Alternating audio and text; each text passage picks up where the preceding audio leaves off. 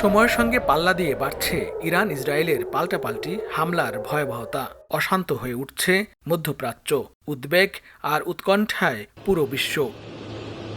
এমন পরিস্থিতিতে কিছুটা আশার আলো দেখালেন মার্কিন প্রেসিডেন্ট ডোনাল্ড ট্রাম্প।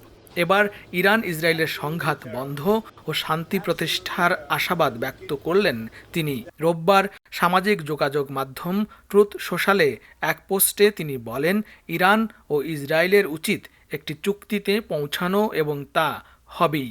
এ নিয়ে প্রচুর টেলিযোগাযোগ ও বৈঠকও হচ্ছে বলে উল্লেখ করেন তিনি। মার্কিন প্রেসিডেন্ট দাবি করেন, বিশ্বের বিভিন্ন অঞ্চলের উত্তেজনা প্রশমনে তার ভূমিকার স্বীকৃতি অনেকেই না দিলেও সাধারণ মানুষ তা বোঝে। ভারত পাকিস্তান যুদ্ধ বন্ধ, ইউক্রেন রাশিয়া এবং ইসরায়েল হামাস যুদ্ধবিরতির আলোচনায় শান্তি প্রক্রিয়া এগিয়ে চলার পেছনে তার ভূমিকার কথা তুলে ধরেন ট্রাম্প। ইসরায়েল ও ইরানের মধ্যেও শিগগিরই শান্তি প্রতিষ্ঠা হবে বলে আশা প্রকাশ করেন মার্কিন প্রেসিডেন্ট।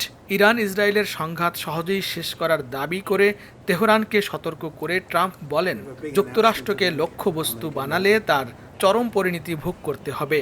ট্রাম্পের এই শান্তি প্রত্যাশা আশার আলো দেখালেও শেষ পর্যন্ত তা কতটা সফল হবে তা নিয়ে সংশয়ে রয়েছেন বিশ্লেষকরা।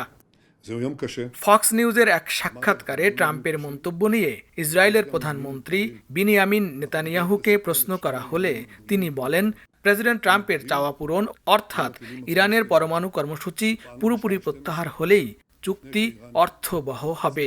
নেতানিয়াহু সতর্ক করে বলেন, ইসরায়েলি বিমান বাহিনী এখন ইরান জুড়ে টার্গেট করে আঘাত হানতে পারছে, তাই ইসরায়েল এমন কোনো চুক্তির জন্য অপেক্ষা করবে না।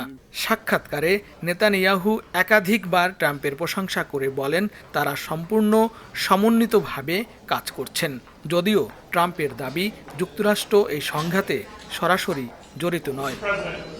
লস্কর আল মামুন, সময় সংবাদ, যুক্তরাষ্ট্র।